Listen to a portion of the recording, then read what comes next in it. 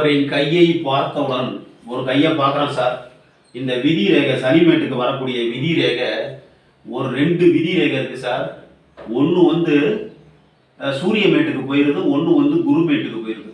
ரெண்டும் வந்து 2 ரேகை விதி ரேகை இருந்து சனிமேட்டுக்கு வராத விதி ரேகை ஒன்று குரு மேட்டுக்கு ஒன்று சூரிய மேட்டுக்கு போயிடுச்சுன்னா நீங்கள் அதிசயமான மனிதராக இருப்பீர்கள்.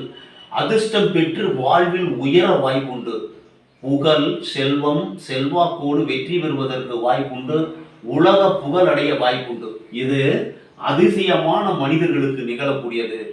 விதி ரேகை 2 இருந்ததுன்னா 2 வருமானம், 2 தொழில், 2க்கு மேற்பட்ட புகழ், செல்வத்தோடு இரட்டை வாழ்க்கை வாழ்வதற்கு வாய்ப்புண்டு. 2 விதமான தொழில், 2 விதமான வாழ்க்கை, வெற்றியோடு, புகழோடு, செல்வத்தோடு, அதிர்ஷ்டத்தோடு அதிசய மனிதராக இருப்பார்.